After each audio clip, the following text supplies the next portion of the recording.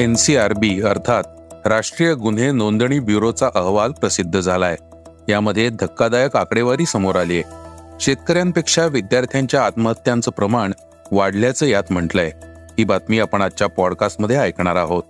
तसंच अब्जाधीशांमध्ये मुंबई शहराने चीनची राजधानी बीजिंगवर मात केली आहे. तसंच अंबानींकडून जिओ ब्रेनची घोषणा करण्यात आली आहे. पॅरालिम्पिक स्पर्धा सध्या सुरू आहेत. यातील आणखी एका अपंग खेळाडूची यशोगाथा आपण ऐकणार आहोत. तर शेवटी नागार्जुन आणि तब्बू अखंड एकमेकांच्या प्रेमात बुडालेले असतानाही दोघांचं लग्न का होऊ शकलं नाही याबाबतची बातमीही आपण आजच्या पॉडकास्टमध्ये ऐकणार आहोत. नमस्कार, मी अनिरुद्ध गद्रे. आज 30 ऑगस्ट वार शुक्रवार. पॉडकास्टची पहिली बातमी आहे आत्महत्यांची आकडेवारी सांगणाऱ्या धक्कादायक अहवालाची. देशातील विद्यार्थ्यांच्या आत्महत्यांचं प्रमाण चिंताजनक बनलंय. कारण शेतकऱ्यांच्या आत्महत्यांपेक्षाही हे प्रमाण अधिक असल्याचं नव्या अहवालातून उघड झालंय. विद्यार्थी आत्महत्या, भारतामध्ये पसरत जाणारा साथरोग या शीर्षकाच्या अहवालात या बाबीचा उल्लेख करण्यात आलाय. वार्षिक IC3 परिषद आणि एक्स्पो 2024 मध्ये हा अहवाल प्रसिद्ध करण्यात आलाय. यासाठी नॅशनल क्राईम रेकॉर्ड ब्युरो अर्थात NCRBच्या अहवालातील माहितीचा आधार घेण्यात आलाय. देशातील लोकसंख्या वाढीचा एकूण वेग आणि एकूण आत्महत्यांचं प्रमाण पाहता विद्यार्थ्यांच्या आत्महत्यांचं प्रमाण लक्षणीयरित्या वाढल्याचं दिसतंय.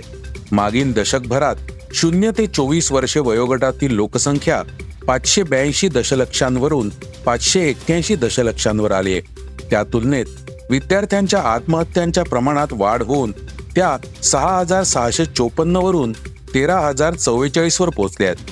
यामधून युवा पिढीचं मानसिक आरोग्य देखील धोक्यात आल्याचं स्पष्ट होतंय.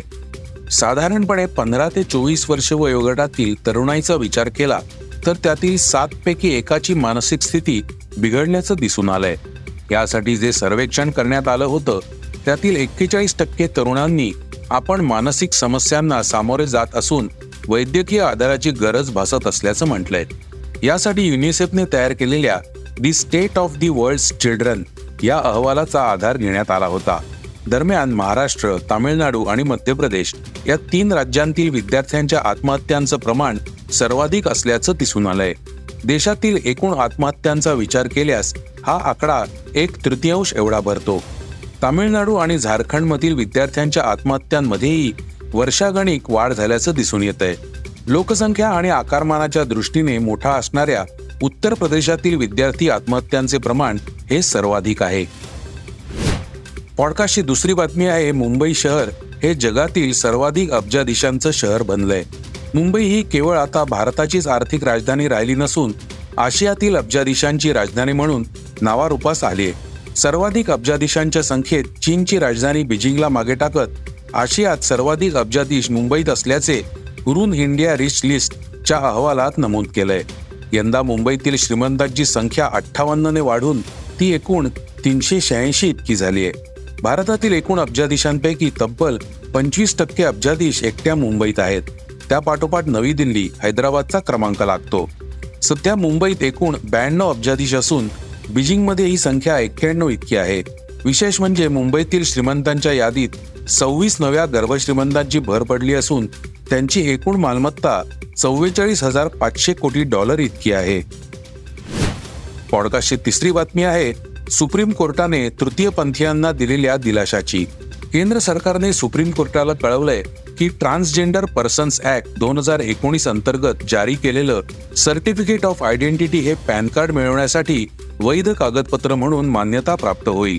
सुप्रीम कोर्टाने याबाबत यापूर्वी दिलेल्या निर्देशानंतर सरकारने हा निर्णय घेतलाय.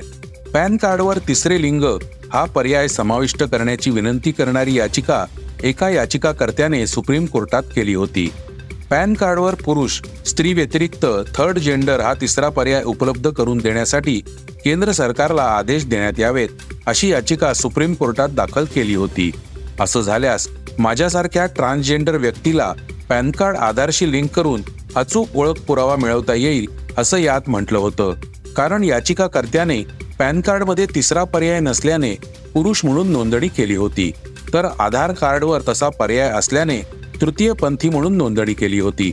पण या दोन्ही डॉक्युमेंट्सवर भिन्न लिंगाची नोंदणी असल्याने या दोन्ही गोष्टी लिंक करताना अडचणी येत होत्या.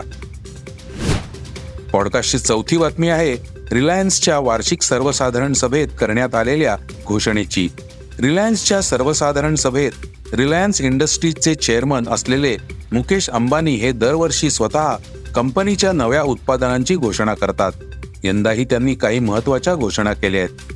त्यातील एक आहे आर्टिफिशियल तंत्रज्ञानावर आधारित जिओ ब्रेन डेव्हलप करण्याची. एआयच्या सर्व वैशिष्ट्यांचा समावेश असलेली जिओ ब्रेन ही सेवा विकसित केली जात असल्याचं अंबानींनी यावेळी सांगितलं. याद्वारे जिओमध्येही एआय सेवेचा वापर, वेगवान निर्णय, अचूक अंदाज, ग्राहकांच्या गरजा योग्य रीतीने समजून घेणं या बाबी करता येतील. रिलायन्सच्या अन्य कंपन्यांमध्ये आणि इतरांच्या कंपन्यांमध्येही याचा वापर तातडीने व्हावा यासाठी जिओ ब्रेनचा वापर केला जाईल, असं यावेळी अंबानी म्हणाले. सर्वांना सर्वत्र एआय हे ध्येय प्रत्यक्षात आणण्यासाठी देशव्यापी एआय पायाभूत सुविधा निर्मितीसाठीही प्रयत्न सुरू असल्याचं यावेळी अंबानींनी सांगितलं. पॉडकास्टची पाचवी बातमी आहे रस्त्यांवरील खड्ड्यांच्या तक्रारी सोडवण्यासाठी सरकारने आणलं नवं ॲप. पावसाळ्यात रस्त्यांवरील खड्ड्यांनी तुम्हीही कधी त्रस्त झाला आहात का? पण रस्त्यात खड्डा दिसल्यानंतर नेमकी तक्रार कोणाकडे करायची हे आपल्याला कळत नाही. पण आता या समस्येवर राज्य शासनाने तोडगा काढण्याचा प्रयत्न केलाय. यासाठी राज्याच्या सार्वजनिक बांधकाम विभागाने अर्थात PWDने एक मोबाईल ॲप डेव्हलप केलंय. PCRS नावाचं हे ॲप असून या ॲपवर तुम्ही रस्त्यातील धोकादायक खड्ड्यांसंदर्भात माहिती अपलोड करू शकता. विशेष म्हणजे पुढच्या 72 तासात अर्थात 3 दिवसात तो खड्डा प्रशासनाकडून बुजवलेला असेल. पॉडकास्टची 6वी बातमी आहे पॅरालिम्पिक स्पर्धेतील त्रिशा हडसन या खेळाडूच्या प्रेरणादायी गोष्टीची. पॅरिस पॅरालिम्पिक स्पर्धेला सुरुवात झाली असून या स्पर्धेच्या इतिहासातील अमेरिकेची अपंग जलतरणपटू त्रिशा झॉर्न हडसन ही सर्वात यशस्वी ॲथलीट आहे. तिने पॅरालिम्पिक स्पर्धांमध्ये वैयक्तिक 32 सुवर्णपदकं, 9 रौप्य पदकं आणि 5 कांस्यसह एकूण 46 पदकं जिंकलीत. यात तिच्या सांघिक पदकांची संख्या जोडल्यास ही आकडेवारी 55 इतकी होते. त्रिशा झॉर्न हडसनचा जन्म कॅलिफोर्नियात झाला असून लहानपणापासूनच तिला अनुवंशिक डोळ्यांच्या आजाराने ग्रासलं होतं, ज्यामुळे ती अंध झाली. पण तिने या अपंगत्वाला कमजोरी न समजता आपलं सामर्थ्य बनवलं आणि पॅरालिम्पिकमध्ये सर्वाधिक पदके जिंकण्याचा विक्रम करून दाखवला. त्रिशाने वयाच्या 16व्या वर्षी 1980 मध्ये अनहरेन येथे झालेल्या पॅरालिम्पिक स्पर्धेत पहिल्यांदा भाग घेतला आणि 7 सुवर्णपदकं जिंकली. तिचा जलतरण कारकिर्दीचा कालावधी 1980 ते 2004 असा आहे. या दरम्यान तिने 7 पॅरालिम्पिक खेळांमध्ये भाग घेतलाय. बार्सिलोना इथे 1992च्या पॅरालिम्पिक गेम्समध्ये तिने 10 सुवर्ण आणि 2 रौप्य पदकांसह वैयक्तिक पदक तालिकेत अव्वल स्थान पटकावलं होतं. 2000 मधील सिडनी गेम्स नंतर तिने तिच्या अपंगत्व प्रकारात 8 जागतिक विक्रमही केले. तिला 2012 मध्ये आंतरराष्ट्रीय पॅरालिम्पिक हॉल ऑफ फेम आणि US Olympic Paralympic hall of fame मध्ये समाविष्ट करण्यात आलंय. पॉडकास्टची 7वी आणि शेवटची बातमी आहे मनोरंजन क्षेत्रातली. अभिनेता नागार्जुन आणि अभिनेत्री तब्बू यांच्या प्रेम कहाणीची. सिसिंद्रीच्या शूटिंग दरम्यान तब्बू आणि नागार्जुन जवळ आले होते. असं म्हटलं जातं की ते दोघे लिव्ह इन मध्ये राहत होते. त्यांनी अनेक वर्षे एकमेकांना डेट केलं.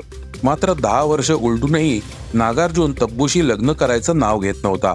कारण नागार्जुनचं लग्न झालेलं होतं, पण त्याला आपल्या पत्नीला सोडायचं नव्हतं. ही गोष्ट जेव्हा तब्बूच्या लक्षात आली तेव्हा तिने त्याच्याशी ब्रेकअप केलं. मात्र नागार्जुनच्या पत्नीने यावर प्रतिक्रिया दिली होती. एका वृत्तपत्राला दिलेल्या मुलाखतीत नागार्जुनची पत्नी अमला म्हणाली होती, नागार्जुन आणि तब्बू या दोघांवर माझा पूर्ण विश्वास आहे. माझ्या घरात काय होतं याची काळजी बाकीच्यांनी करायची गरज नाही. याबाबत मी नागार्जुनाशी कधीच बोललेले नाही. माझं घर हे एखाद्या मंदिराप्रमाणे पवित्र आहे. फिल्म इंडस्ट्रीमधील कोणतीही घाण मी या घरात येऊ देणार नाही. अशा प्रकारच्या चर्चा मी घरात करत नाही आणि करूही देत नाही. हे होतं सकाळचं पॉडकास्ट. उद्या पुन्हा भेटूयात. हे पॉडकास्ट तुम्हाला कसं वाटलं जरूर कळवा. त्याला रेटिंग द्या आणि इतरांना रेकमेंड करा. धन्यवाद. Script and research by Amit Ujagare.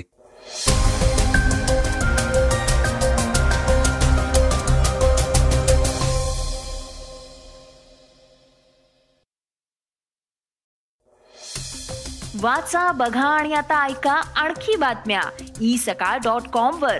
तुम्ही हा पॉडकास्ट isakal वेबसाईट आणि ऍप वर सुद्धा ऐकू शकता. विसरू नका या पॉडकास्टला आपल्या आवडीच्या पॉडकास्ट ऍप वर सबस्क्राईब किंवा फॉलो करायला.